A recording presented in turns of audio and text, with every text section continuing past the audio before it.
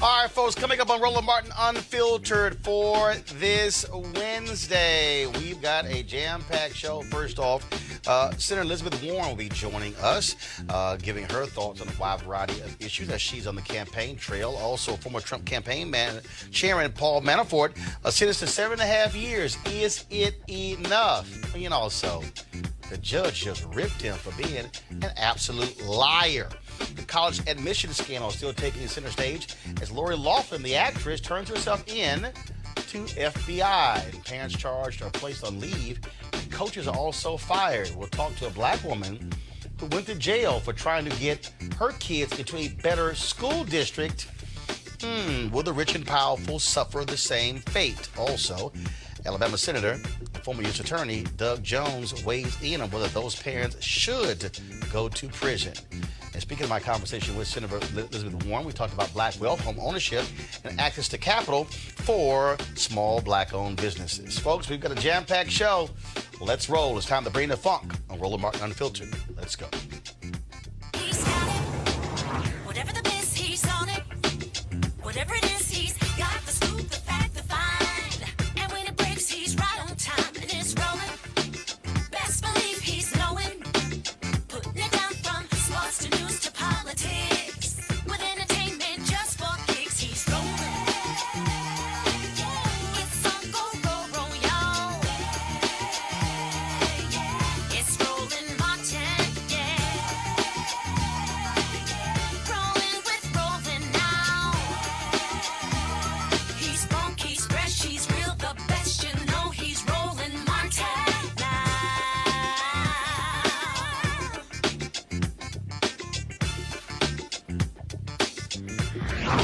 Martin!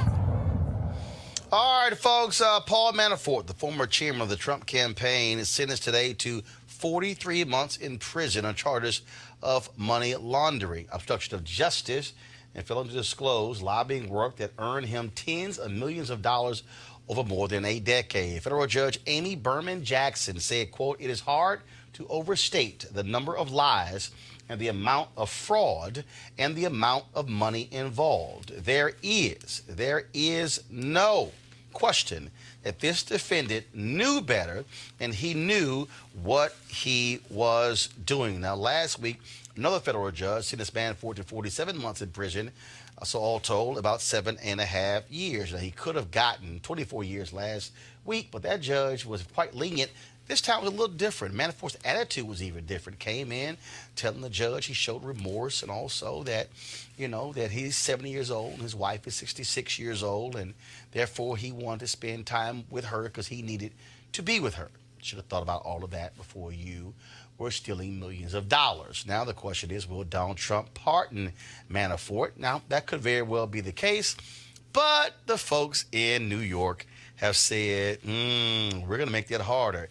As the same day Manafort got sentenced in D.C., literally shortly right after. I'm talking about on the heels of the announcement of that sentencing, Manhattan DA slapped him with a 16-count grand jury indictment charging Manafort with mortgage fraud, falsifying business records, and conspiracy. If convicted, he could get up to 25 years in state prison. And guess what? Donald Trump can't do a damn thing about a pardon for state crimes. Joining us right now is Robert Patillo, civil rights attorney, DeShandra Jefferson, principal of the Rabin Group. Robert, I'll start with you. Look, attitude totally different for Paul Manafort today. Asking for remorse. This judge did go down a couple of years in terms of sentencing, but she was very tough on Paul Manafort. And then, of course, for New York to come out with their 16-count indictment, they're making it perfectly clear. Donald Trump, you can pardon your boy, but we're going to send his ass to jail.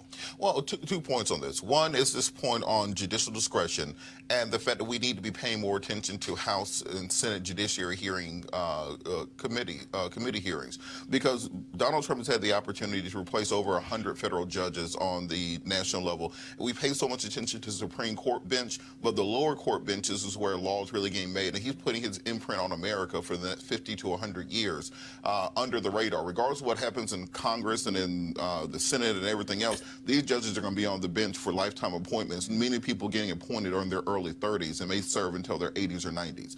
That's point one that we have to understand with the Manafort issue. Point two on the question of the state charges in Manhattan. They may be dubious at best, because under the double jeopardy clause, if Paul Manafort's lawyers are able to argue that he has already been tried, convicted, and sentenced on these issues, then the court will not allow them to simply retry him on the state level for the exact same issues. But DeShandra, these are different issues. If you look at these charges here, they are far different than what he was charged on the federal side. Also, Mueller was also working with state attorney generals. He was working with Eric Steinerman before he had resigned because of all of his drama. And so they've been very careful to ensure, Robert just said, doesn't happen. Well, first of all, you know, and I respect your fact that you're a lawyer, but I'm going to have to disagree with you. I think that they wouldn't have brought charges for it if they didn't think they had a solid case. You know, and Tish James, she's coming out the gate strong. She's coming out the gate hard. She's going to make a point with this case. Right, and again, for her, that's still separate. This is the Manhattan DA. She's a state attorney general. The state could still go after Paul Manafort. And I think they will. I mean, I think you see here people, there is a case against Paul Manafort. You know, and you're right. They have been working with Mueller because there's some things he can't quite get these people on, but he's turning them over to, you know, like this county, the state, whomever, because there's something going on. Like, let's continue following the money with Manafort. Let's continue following the money. There is something going on here. And, you know, Trump, he's had his henchmen. You know, they've all been quiet, but I think this is a big domino. And if we could take out Manafort, who knows what else we're going to find about, you know. We also, first of all, we talked to Elizabeth Warren, senator from Massachusetts, earlier today. This is what she had to say about the Paul Manafort decision. Senator Warren, I want to start this way. First off, with the news of the day, Paul Manafort, more years given to him for fraud he committed against the federal government. Also, the folks in New York have also filed charges, the Manhattan DA. What does it say that the president's campaign chairman is headed to federal prison and potentially state prison for violations against the American people? Oh, it means that the President of the United States must hear the hoofbeats of these indictments bearing down on him. You know, it just keeps getting closer and closer and closer. And we still, of course, haven't seen the main investigation to come out. But right now, it just keeps multiplying. One of the things that also jumps out when you talk about the trust of the American people. Look, some 30-odd people have been caught up in these investigations. And, of course, Trump keeps yelling, no collusion, no collusion, no collusion. But every time there is a guilty plea, every time there is a sentence, to me, that speaks to the kind of people who he is surrounding himself with. And I don't recall any of these kind of guilty pleas and folks going to prison under President Barack Obama. No, that's exactly right. And, you know, the fact that we've gotten, I think it's, 34, nearly 3 dozen, either indictments or guilty pleas right now, just in the Mueller investigation, and now more and more investigations opening up, just tells you something about this whole administration, and before it was an administration, what the campaign was like, and before it was a campaign, what his business dealings were like. And this is something that doesn't just spring up on its own, like one day one person made a mistake. What we know here is that there is a big problem that swirls all the way around. It's like one of those giant hurricanes, and right at the center is Donald Trump. Again, going back to our panel here, I mean, look, Trump can sit here and say no collusion, no collusion, but he is hearing the footsteps, DeShandra, of Robert Mueller. We also know that Robert Mueller's his budget goes through September. So all those early reports on CNN saying, oh, it's going to be done in a week, it's going to have his report. First of all, I keep telling people, ignore all of those reports. Okay? The Mueller team, they are not leaking anything. No, they're not. You'll know when Robert Mueller is done when he's done. Well, I mean, the news needs something to report on. Listen, everyone's following Mueller. Everyone wants to know when something's going to come out. This is going to be, you know, could be possibly the next Watergate, if not bigger. But I think the thing we also have to look at is Congress. You know, we have a lot of subpoena-happy Democrats. We have a lot of Democrats who are finally getting their turn at being in the majority. You know, what we saw in Benghazi, we're going to see on the House side now. We're going to see a lot of investigations. There's going to be a lot of stuff coming out. I think that this is going to be a slow leak. I think that we're going to be learning more and more each day. I don't think there's just going to be one big data dump and, you know, one big final resolution, because even with Mueller's investigation, we have the House investigating. There's going to be a lot of stuff coming out. Robert, again, Trump can yell all he wants to. 30-plus different people who have been charged and convicted. That's an issue. It absolutely is an issue, but I do think the over-reporting of it by the media takes the sting out of it. When any other president, if his former campaign manager went to jail for 7 years, it will be the biggest story in their entire administration. Well, first of all, he's had so many scandals that it's also a little hard to say one is a major deal when it's one after another. I mean, look, he's had 3 cabinet members, okay, who had to bounce out, and you still have all the other drama. One is still there. Wilbur Ross, who's been lying about his wealth, lying about assets being sold. I mean, other people who have been forced out. Trust me, if the old rules applied, at least 75% of the people serving him will be gone. But I think the issue is that when you have an oversaturation of information, you end up with a lack of penetration of information. So when people are just simply surrounded by this swarm of, Russia, collusion, Cohen, Gates, Papadopoulos, Manafort, it ends up becoming just white noise in the background. And that's what the issue is with CNN and MSNBC and other networks. Because Trump is that corrupt. I mean, he's got literally so much corruption around him. Look, you can't help but report it, but it also shows the kind of people who he hires and likes being around. But what ends up happening is then when Trump misspells hamburger in a tweet, that's a day-long news cycle. If he misspells coffee and says cofefe, that's a day-long news cycle. First of all, it becomes static. Well, because also we understand the games that some people are playing where they know that he drives ratings and stuff along those lines. Now, one story that everybody is definitely talking about is the college admission scandal involving all these rich white parents charged with felonies to get their kids into elite schools. Folks, it is beginning to take a toll on the alleged perpetrators. The head of a big-time law firm in New York and a partner at a hedge fund that owns the powerhouse agency CAA, both have been put on leave. The FBI showed up at the actress Felicity Huffman's home yesterday at 6 a.m. to make the arrest. Well, today, Lori Loughlin, who played Aunt Becky on Full House, turned herself in to the FBI. Both are now out on bail and are unlikely to see the inside of a jail for some time or ever. Now, earlier today, I talked to Doug Jones, a United States Senator from Alabama, of course, who served as U.S. Attorney under President Bill Clinton, and asked him that question as to whether or not these parents should go to jail. This is what Senator Jones of Alabama had to say. Senator Doug Jones, glad to have you here. So you've been a senator, about a year and a half now? Not quite a year and a half, about 15 months. Are you ready to go back home? No. This place is a little different. I go back home to visit and see what my folks are saying, and that's what I do. This place is a little bit different, a lot different than the Senate I worked in 1979 and 1980. But it's, we can get some things done if people just talk to each other. That's hard to do. Now, I do have to ask you this. You were U.S. Attorney under Bill Clinton. And this cheating scandal, this college cheating scandal, and it's been blowing up my social media feed. Sure. A lot of African Americans are going, wait a minute, we've seen black folks go to jail trying to get their kids in different schools for quality education.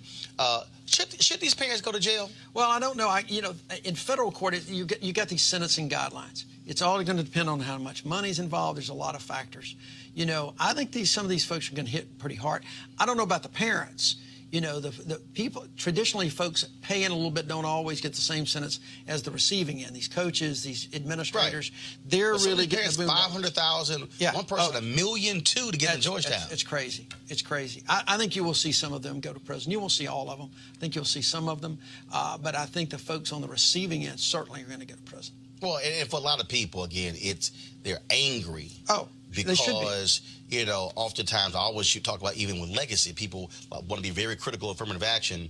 But when you look, Harvard, almost 30% of all their incoming freshmen are legacy. Right. And a lot of those That's people don't have the grades. That's exactly right. Mom and daddy or grandmama and granddaddy went there. You know, it's ironic. It was just ironic as it could be. I was in a education committee, the help committee yesterday, and we had a whole panel there talking about how do we simplify the FAFSA form, the free application for federal student aid, because it's so dang complicated. So many people, especially underserved, students of color, people are not making much income. They look at this thing and they can't figure it out, and they just give up, and they leave so much money on the table. And now I'm sitting there getting this alert from the Washington Post that says that these, rich parents are breaking the law by trying to bribe people to get in. The irony was just too great for me, and I made a comment about it. It's, we got to do a better job in this country. It's just amazing that people would actually go to that lengths just to get in when they can go to a lot of great colleges. And so one of the things that many black folks have been talking about on social media has been African Americans who have gone to prison as a result of trying to get their kids into better schools. Kelly Williams Bolar of Ohio was convicted of lying about her residency to get her daughter into a better school district. She served 10 days in jail, was put on probation for 3 years. She joins us right now. And Kelly, glad to have you here. Your story, and the reason we're talking about this is because here you have these rich parents who are trying to circumvent a system, bribing folks to get their kids into these elite schools.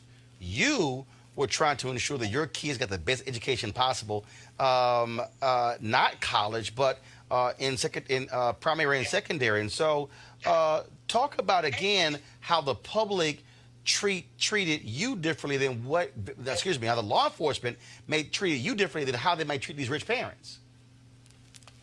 Well, as we see what happened with me, I went to jail. They made sure that I was made an example of. And that's what's going to me. I don't know yet. We don't know what's going to happen. But to me, that's what we're going to see where the line will be drawn. We will find out. I want to know if they're going to set an example for these rich elite parents. And again, you went to jail, but also share with people the impact your case also had on your family. Your father was impacted. Absolutely. My dad and I both stood trial together. They could not find anything on him. So they just started looking for things because he didn't enroll them, I did. So the next thing I know, they indicted my father. Once our trial was over, they indicted my father, telling him that he basically lied about his income of his disability. He was a sick man. They sent him to prison. He never came home. He died there. And that is part of my advocacy. I fight all the time. I fight every day for our children and our communities because of my father's plight and his death behind this education whole thing. You have these rich parents, again, some paying upwards of $1.2 million to get their kids in, faking as if they were also athletes, getting them into school in Yale as a soccer player or on the crew or the water polo team at the University of Southern California. What does this say about, again, race and class and how you were treated and how people said, how dare you do this for your children when your kids were getting a substandard education and you simply wanted them to have a shot at life? Here you're dealing with rich, spoiled, bratty ass kids. One of them who said, Laura Laughlin's daughter, I don't really care about school. I just want to be able to go to college for the parties and game day. Well, it's all about the socioeconomic background.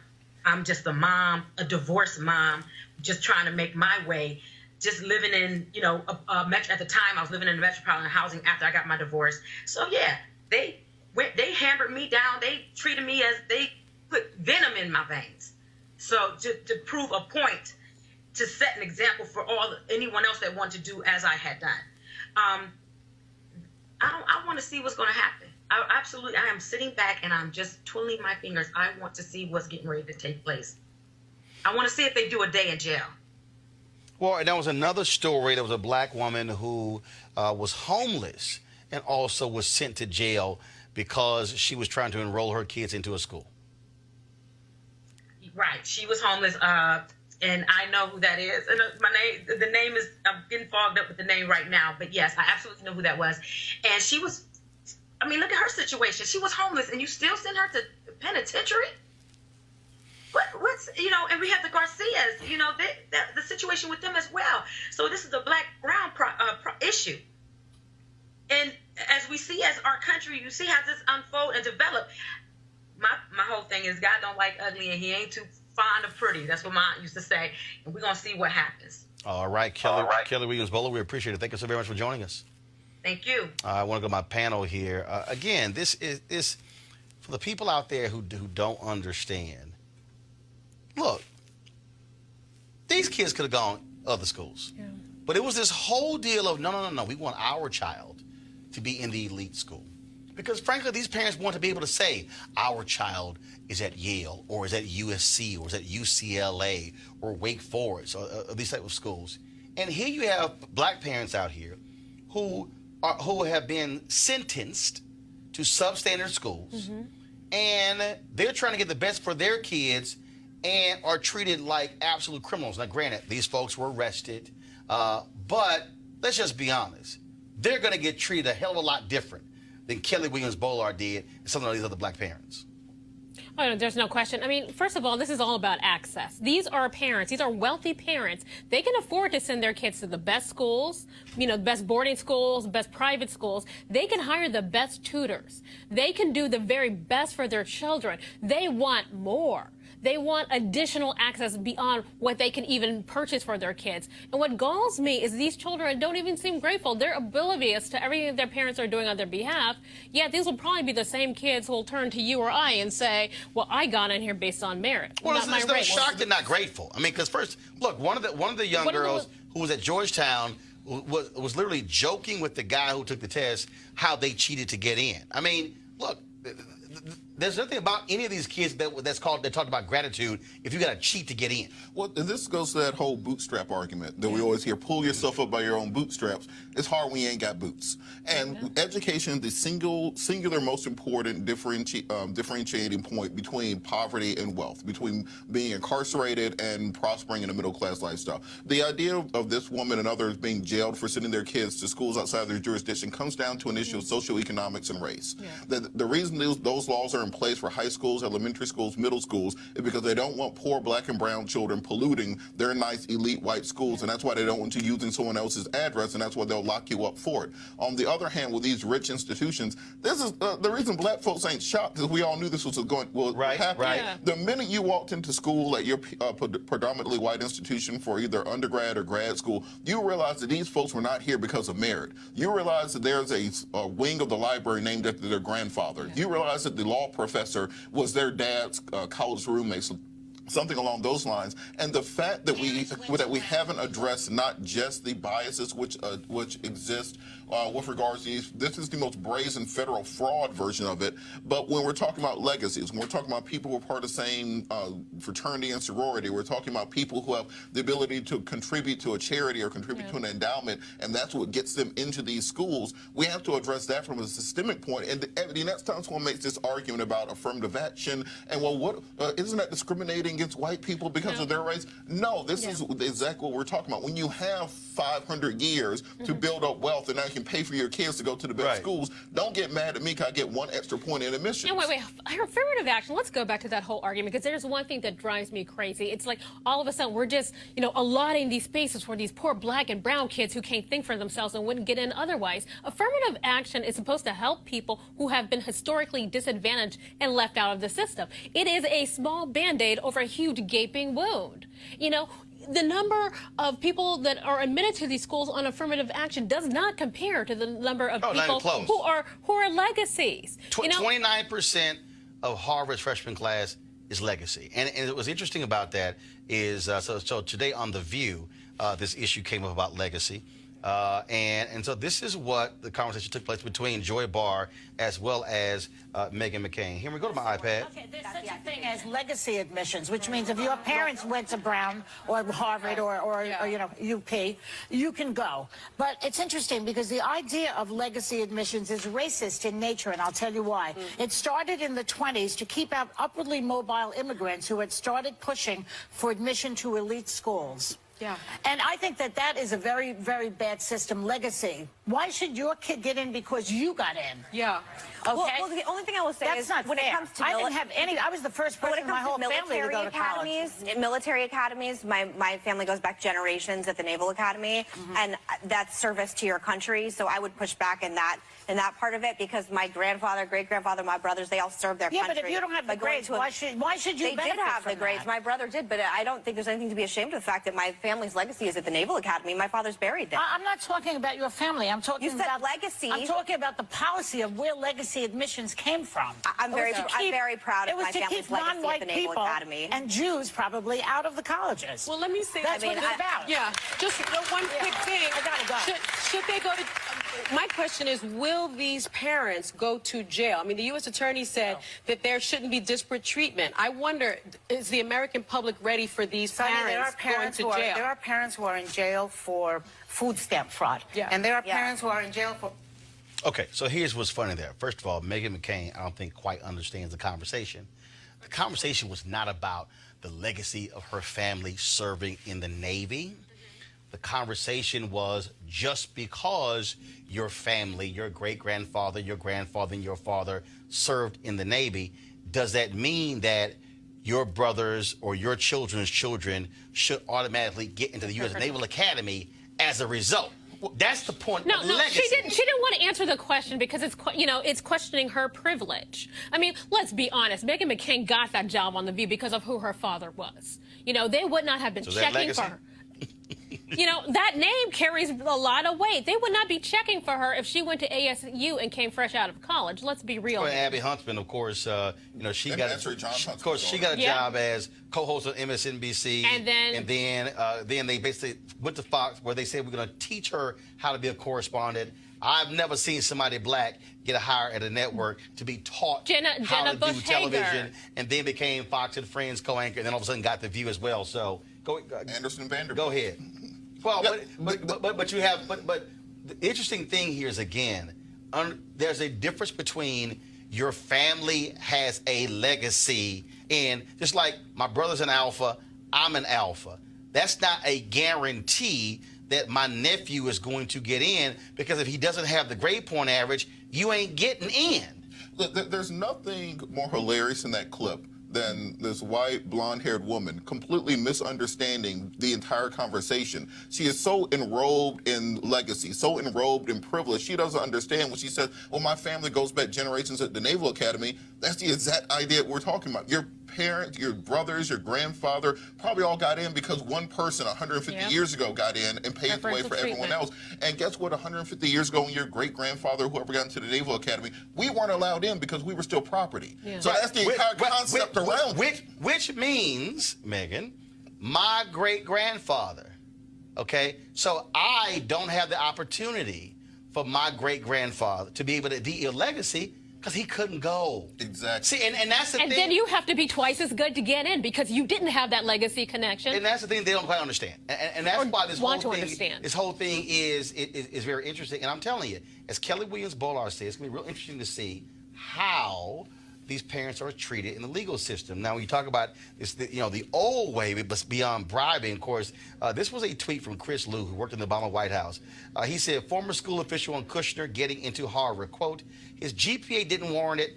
His SAT scores didn't warrant it. We thought for sure there was no way this was going to happen. Then lo and behold, Jared was accepted. His dad donated $2.5 million.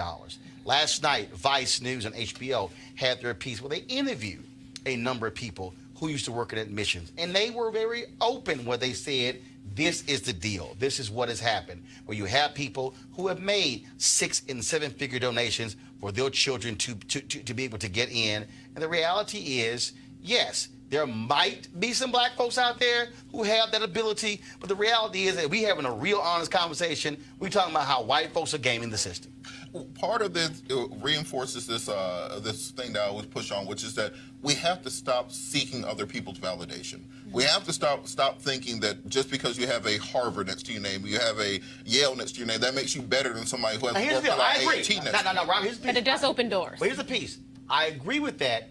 The problem is this system has created that whole deal, and there are clear, defined benefits as a result. So, for instance, when President George W. Bush nominated Harriet Miers to the Supreme Court seat, now, conservatives were critical of her for a variety of reasons. But a big reason, this is what I heard. I'm sorry. He's nominating her? She went to Southern Methodist University. She went to SMU. The reality is, this current Supreme Court is literally a Yale and Harvard alumni association. The problem is that in this city, Republicans love talking about, oh, the elites, but they love the elites. If you go to Harvard, Yale, Princeton, Dartmouth, Columbia, Brown, Cornell, the Ivy Leagues, that's, the creme de la creme. Now, it might extend to Stanford University. Okay, Rice is considered the Harvard of the South. But this system buys into it. And so the reason you have all these people who look at the reaction that we give the videos when these black kids all of a sudden are waiting to see where they're going to get in. And then all of a sudden they get into Harvard and the room erupts and folks go crazy and it gets thousands upon thousands of views. Yet when a kid does the exact same thing for Howard or for Morehouse or for FAMU, not the same reaction. And so you can't help folks who are falling for that, because this country says if you go there, you are in a special class of people. This country presents that as they are truly the elite. But that's why you have those parents again who are paying so much money for these kids to go to certain schools. And I think people at Duke will be mad for you calling Rice, because they think of themselves as the Harvard of the South. Yeah, but they're not. Rice University can blow Duke. Look. Rice is in Houston. They can blow Duke away, and Duke knows it too. But the point is, there are certain schools that people are aspiring and they're shelling out for their kids to get into, because it's not just the name; it's the connections, it's the people that you can meet, and that's extending their privilege. And the problem is, to Robert's point, which I absolutely agree with, you're not measuring people based upon can they do the job. No. I have met some dumbass people who have gone to Ivy League schools. I have. And the reality is, you really want a system. Unfortunately, we know in this town, in New York as well, if you go to those places, you have a leg up on anyone else, because those institutions also promote that. There's a reason why Harvard and Yale has the two top universities in the country with the highest endowment. Yeah. Because you go there, they're going to usher you into those jobs. I was reading a piece in Vanity Fair about all of the comedy writers who are in Hollywood. And I guess is it Hasty Puddings? I guess whatever the magazine in Harvard. So basically, essentially, Hasty Puddings is basically the internship to get on all of these major writing positions in Hollywood. And so forget the fact that you might know comedy elsewhere. It's, you worked on Hasty Puddings, guaranteed job. So what happens? These are the people who become writers on comedy shows and then in movies. And so all of a sudden, these are the people who all of a sudden are earning millions and millions of dollars. And so it becomes this little gateway, and that's unfortunately how the system works. And you may be a great talent who went to TSU or University of Houston, and you're trying to get in, but you didn't go to Harvard. But the thing is, this is not a meritocracy. Like, let's stop this pretense. It's not a meritocracy. It's not necessarily. When I grew up, my parents grew up in Jim Crow, Mississippi. My mama used to always tell me, you got to work twice as hard to be seen just as good. And I actually took that to heart, and I actually believed it. And I worked my butt off to get into college, to graduate from college, to get a scholarship, to do all this. And then I come to find out, oh, wait, the girl next to me sitting, her dad is a famous photographer. I went to one of those schools you named. She has New York Times following her around on campus and talking about her life. And I said, but girlfriend's coming to me for help in my notes because she Right. doesn't understand. But the thing is, this is not a meritocracy, and that's one thing we've got to be like flat out honest about. Go ahead, Robert. Go ahead. Well, I think my Aunt Annie had to say anything about this. She died when she was 106. She went to Tuskegee Institute, New Booker T, Washington. She said the only way to change it is to change it. And until we put ourselves in that mindset of understanding that we can build our institutions to be exactly the same, we can give the same leg up to people at Howard and Clark and Spelman and Morehouse as they did. We can open those doors for people behind us. That's how they create that pipeline. But it's not. But here's the piece. I think that people watching need to understand this. It's not just the creation of the institution. What it means is that when you get in a position of authority, you cannot conform to their standard. And you got to reach that was one of look, I said it. Think about it. When is the last non-Ivy League Supreme Court justice we've had? My deal is, expand that. Go beyond where that's now the gold standard. And so the thing is, when we get in positions of power, you've got to have people say, no. We're going to recruit the HBCUs. No, we're going to pull from here. I'm not going to fall into the deal. My biggest thing in television, I say Jeff Zucker, 25 years old, became executive producer of the Today Show. And when you look at all these other different people, I mean, I read these stories, and so-and-so was 29 years old and all of a sudden became executive vice president of this, that, and the other, and bureau chief or whatever. And I always go, where the black people? Where the 29-year-old? Because you can't convince me that you don't have black people who are brilliant at 23 and 24.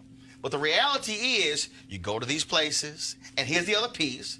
Black parents can't afford to have their kids go intern somewhere for free, paying their rent.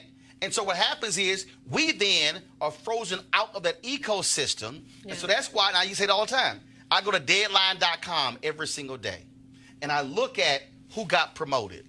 And I look at who got hired at this company and at that company. And rarely do I see somebody black getting one of these jobs. And I go through this every day, and I'm going, you can't tell me we can't be the CMO or we can't be the person in this job, but that this system that freezes us out, elite institutions, freezes us out of the high-paying jobs, which goes to wealth creation as well.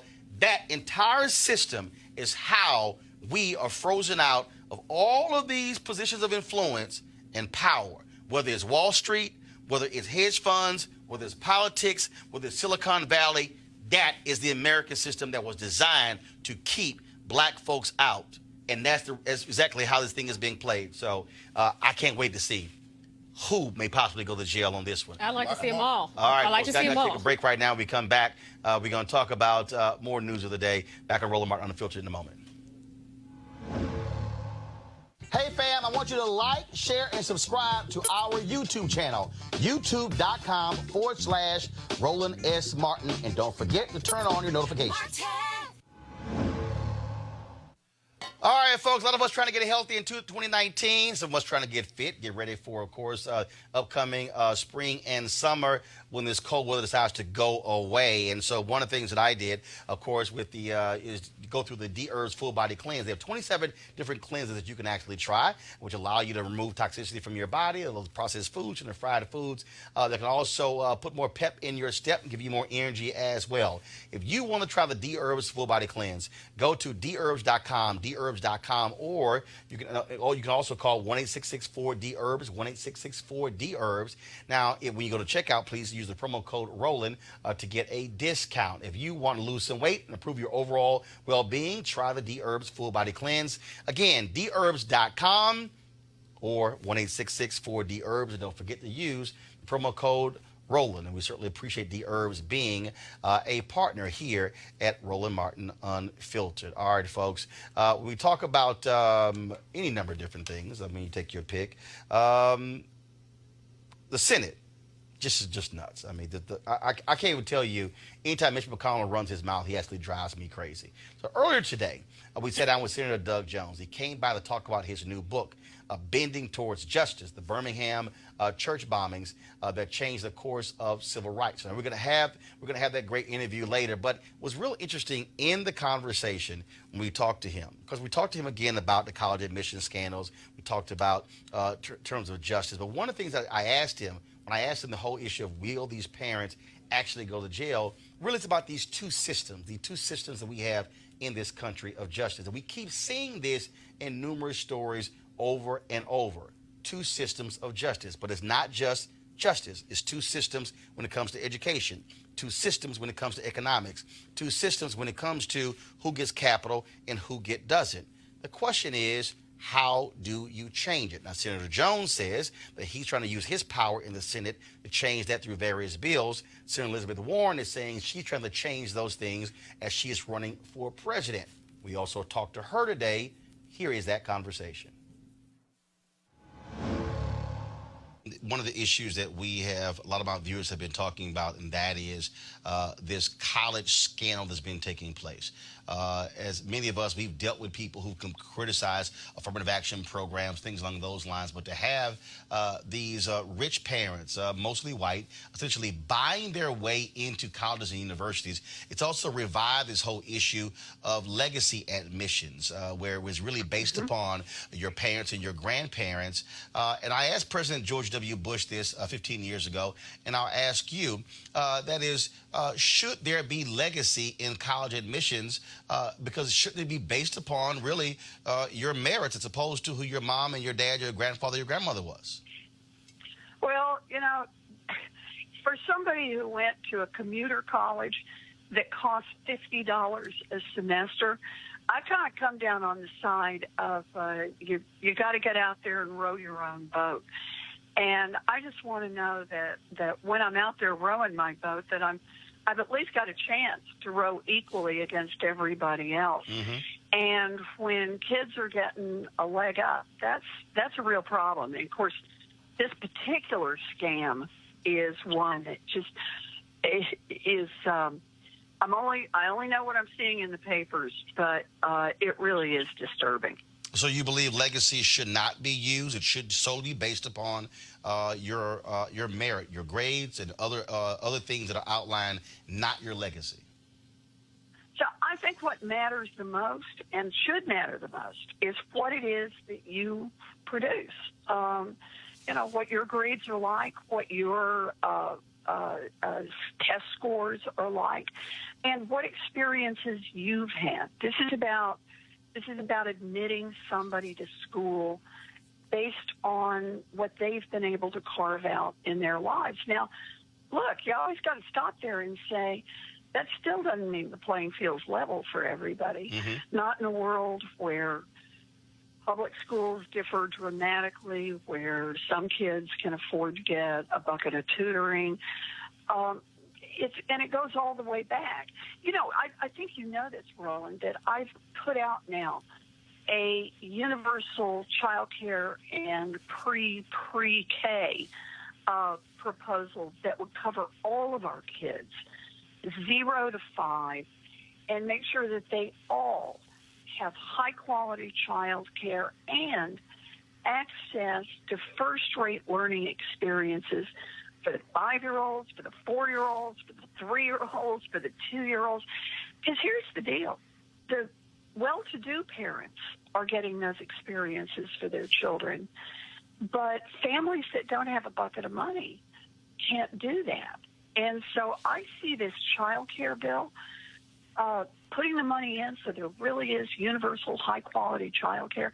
I see this as a real place to start the process of making sure that every kid, not just the kids of rich people, but every kid has a chance to build something in his or her life. So if we take that, we also take, of course, the recent study that showed that schools where white students are largely going to or get $23 billion more, what we see is from beginning to end, whether it's pre-K, whether it's elementary school, middle school, high school, and then college, we're seeing these inequities.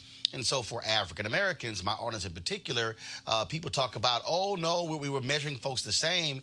But the reality is, if you are black in America, you are dealing with inequality when it comes to schools, literally from the moment folks are born and they're going into pre-K all the way through college. And to have a white dropout make more of the money than a college graduate, what does that say about this nation? Boy, you hit the nail on the head on that one. And in fact, among our most under-resourced schools are the HBCUs, which serve often first generation in college, a lot of young people who've had really challenging backgrounds in terms of what's been available in the public school system. And they come to these wonderful colleges and universities. But those colleges and universities are not getting the kind of federal support that I think they should be entitled to. You know, if we really want to have a level playing field, then that means we've got to be willing to invest the resources at a minimum from birth through whenever you finish your education, whether you finish in high school, whether you finish in technical school, whether you finish at 4 years at college, whether you finish at a graduate degree. But we've got to make sure that the quality is high and that everybody's got access. And when I say access, I don't mean access if you're willing to take on a double bucket of student loan debt.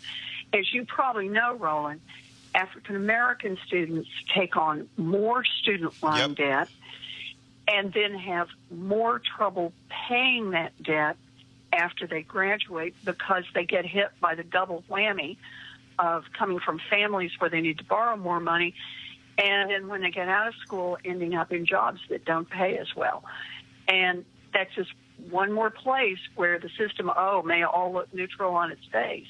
But I'm telling you, that's not how it works out. And that's why we've got to fight back on this. A couple of more questions. First off, today we have 2.6 million black-owned businesses in America. Several years ago, we had 1.9 million black-owned businesses.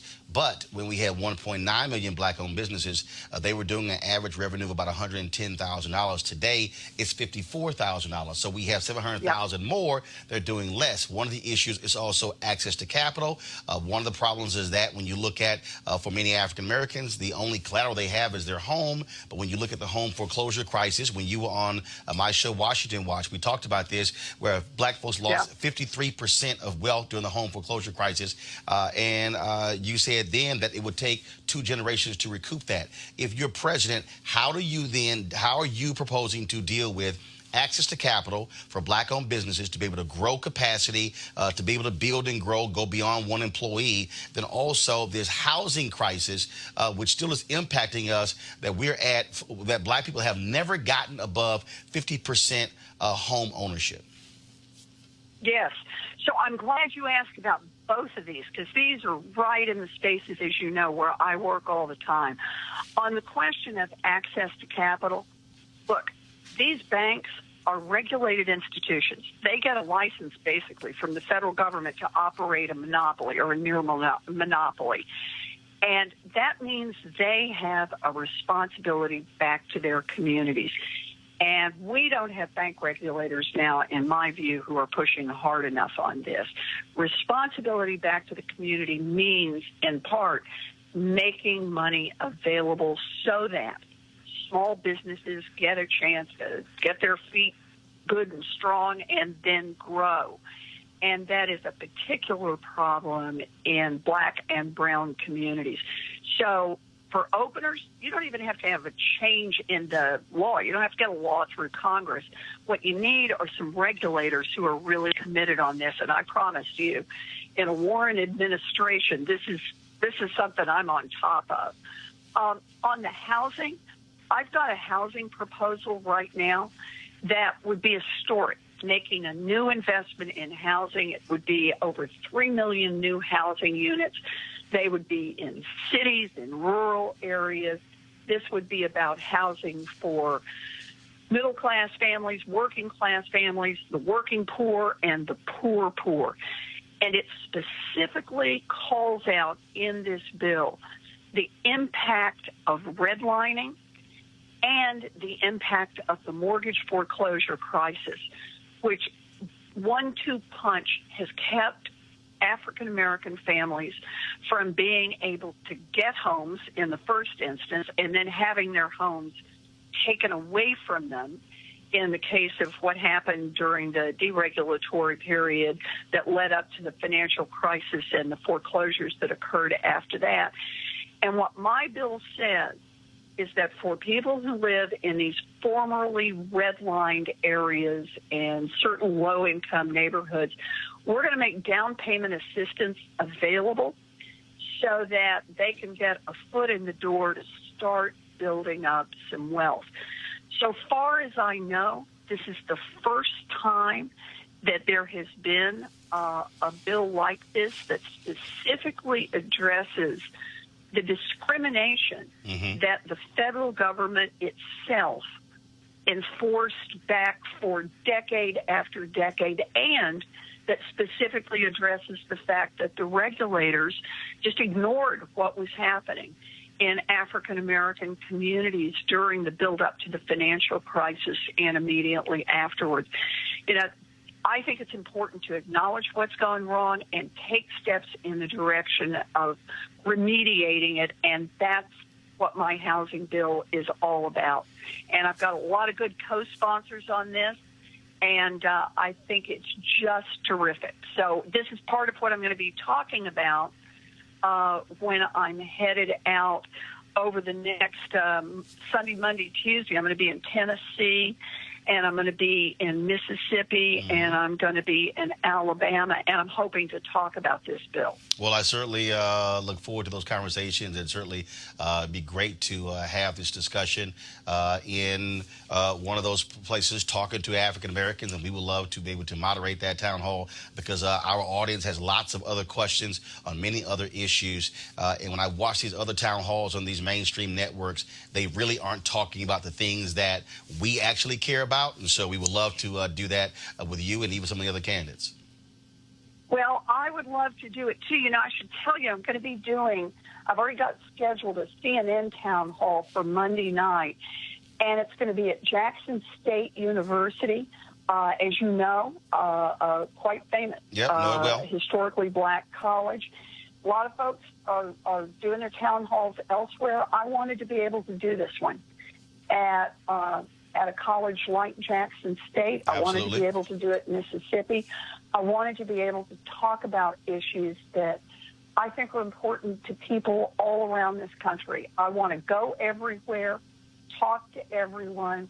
I think this is how we build a grassroots movement, not only to win in 2020 and not only to win the White House, but also to take back the Senate, to take back some of our state houses and the governor's mansions, but after we win those elections, to start making real change in January 2021, because that's really the point of this fight.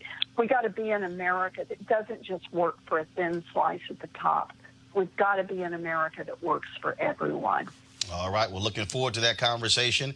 Look, I'm from Texas, so I'm sure my folks at Houston-Tillotson or Texas Southern University of Prairie View would love to have you on their campuses. So we'll make that thing happen. I'd love it. I love it. You know, I'm a University of Houston grad. Oh, well, see, I went to Yates High Yep. School. Yates High School is across the street. That's right. So matter of fact, right. matter of fact, why don't we do this here? You know what? They're all going to all these other places. Let's do it at a high school like Jack Yates. Oh, that sounds like fun. Sounds like fun. Let's see what we can arrange. I will call. You're the best on this, I Roland. promise you. We want to get out there for everybody. I will call the Houston superintendent, and I will make that happen. All right, cool. I appreciate it.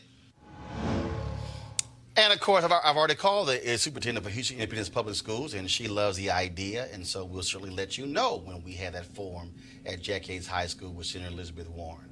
Y'all know I don't play around when we're talking about that. All right, folks, let's go to our HBCU Giving Day School. Roll it.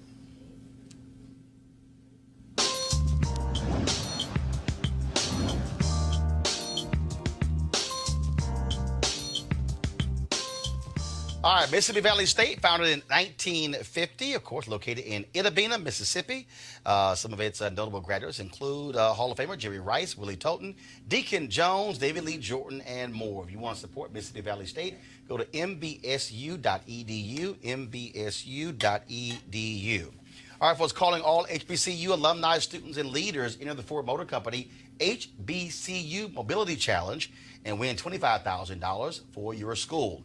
Building on their long-term support of HBCUs, Ford is looking to improve mobility in HBCU communities through innovative solutions. The winning program will receive a grant of up to $25,000 to implement their proposal. The deadline to apply is March 31st, 2019. Go to FGB.Life for more information and to apply.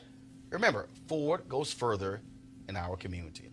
All right, folks, Friendship Charter Teacher of the Year event took place on Saturday. I was a host of that particular event, and they crowned their Teacher of the Year. There were 7 finalists, and so we showed you on Monday the person who won the Teacher of the Year, but we also wanted to show you some of the other finalists. And so here's Jendiah Wright of Friendship Blow Pierce.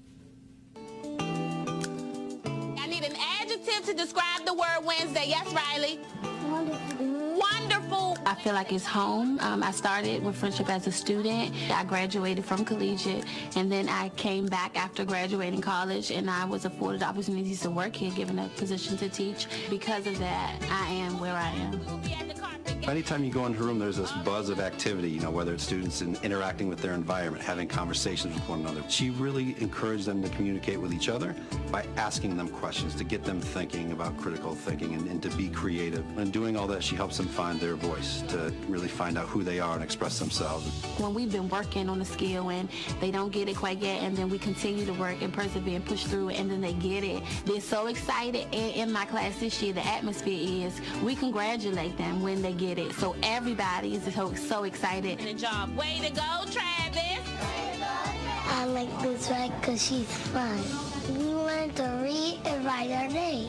When I go into the classroom, my goal is to reach all of my students, but I know that if I just reach 1 or 2, then I have the power to change their lives, and then from changing their lives, their whole family can change. When you think about how much time your child spends at school and being able to put your child in the hands of someone that is so loving and caring, it gives me peace of mind while I'm at work, while also making me feel comfortable with her being a part of Carson's community and raising her. Because they belong to me. For the however many months I have them, they belong to me. They are my students, and so they are my children, and I treat them like my children. And so I am their voice until their voice is loud enough. Hey, Black Child, do you know who you are, who you really are? Do you know who you can be, what you want to be? Hey, each other, what you better. Hey, Black Child. Good job. Give him a hug. All right, folks, I'm looking for something right here. I want to ask my panelists this here. And so see if y'all going to, what y'all think about this here. And so I think one of the mistakes that we make in our society is how we celebrate teachers. And so I remember a few years ago, literally I'm looking at one of these years, it was like 2010. And I was going through the airport, and Henry, do you see my phone? You see my phone? Okay, so Jeffrey Bean did these advertising. You might have seen them all in airports and train stations. They were called Rock Stars of Science. And so pull it up, please. You'll see one of them right here. You'll see here was another one here.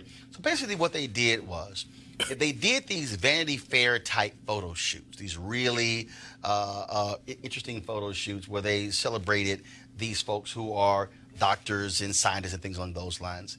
I believe that's how you have to re-engineer folks' minds in terms of how we look at teachers. It's no different to me like when I've told educators, we talk about folks, and if you want to play in the NBA, I say, well, why don't you show the people who work in the NBA but who aren't on the court, and you treat them as all-stars as well. So you redefine how we look at people as all-stars.